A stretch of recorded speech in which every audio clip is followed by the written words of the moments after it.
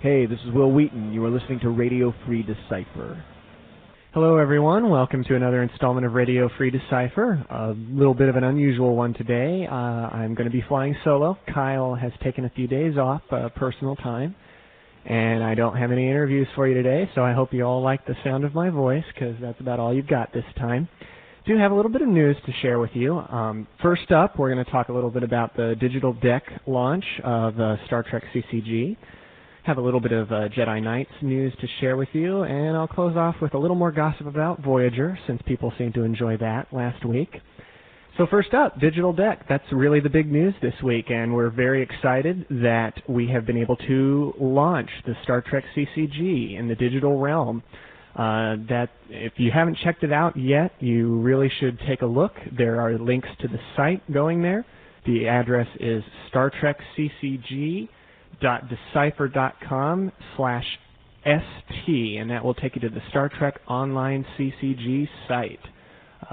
That's a lot of fun there. There are already people starting to fill up, playing games, trading cards. The look of the site is absolutely outstanding.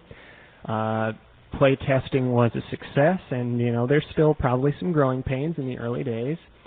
But if you want to check that out, there is a link to it on our main page. I know a lot of the Decipherians here in the office are playing that. Bruce has got an account. I think there are a few other people hanging out there. Sean may be there. Calvin here is raising his hand, so you may be able to bump into some of us. I know that there are a lot of our ambassadors on the site, and also some of the product champions from the other programs. The squadron members and a few council members are in there. A lot of the best players in the game are already going to be checking that out. So this is kind of your chance if you've never been able to make it out to DecipherCon or to one of the World Championships. You're looking for a few of those star players that you want to get a match against. There is the place to do it. Star Trek Online CCG. Check that out. Turning now to Jedi Knights. A little bit of news, a little bit of progress upstairs. I spoke with Tom. As you know, he is the lead designer on that product, and he told me that we've made some more progress with images on the initial Jedi Knights release, that we have now submitted a completed version of all the card images to Lucasfilm. So that's still not done. We still are waiting for approvals and any changes that need to be made based on requests from Lucasfilm, but it is still a major hurdle crossed. We've finally got finished drafts of every card off to them, and waiting to see what happens. So Jedi Knights has come one step closer to completion this week, which is really good news. Those of you who maybe have seen Jedi Knights, we've been showing it off at a lot of shows. There was, of course, the Neutral Ground event. There was PresCon here in Virginia recently, where we were able to do some Jedi Knights demos, and of course, the strike teams are out there. So more and more people are starting to find out what Jedi Knights is all about, and excitement about the game is continuing to build, even though the wait has been a little longer than we've hoped.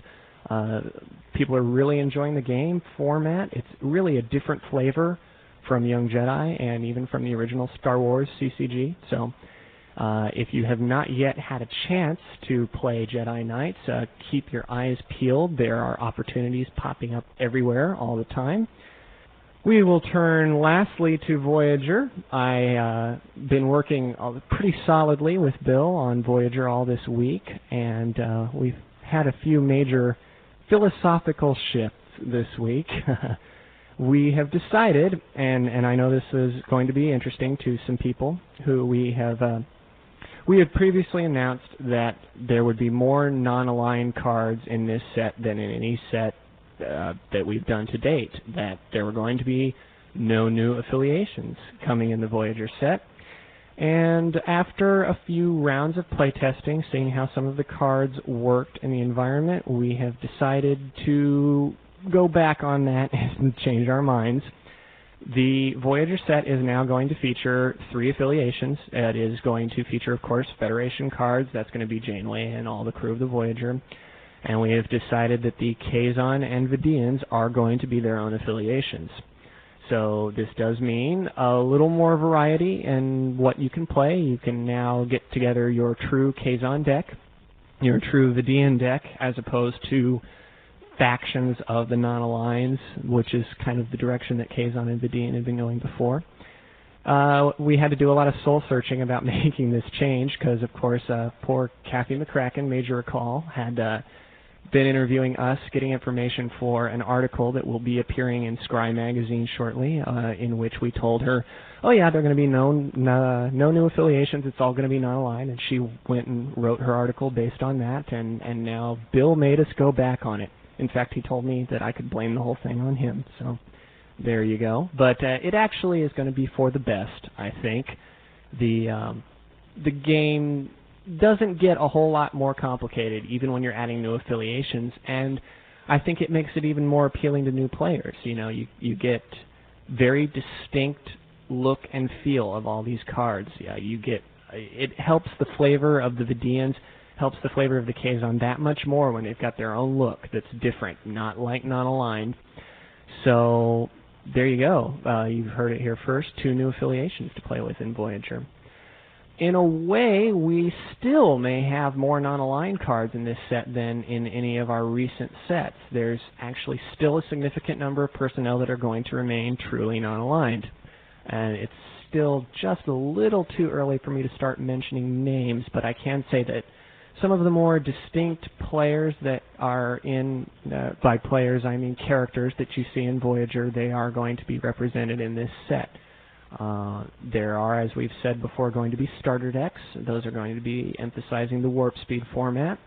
You already know that there is constructed warp speed, which of course is going to, take a little bit of a different turn now in light of the affiliation changes. But of course, warp speed allows you to mix freely anyway. So it'll be interesting to see how that incorporates as we go through another round of play testing here with these new changes. And that about covers the news around these parts. So, as I said, a rather short Radio Free today, but things are very quiet around the office. So if you have any questions, you can always email those to radiofree@decipher.com, and we'll take a chance to get those on the air. Hopefully next week we'll have Kyle back with us, looking to get more interviews in. And until then, have a great weekend.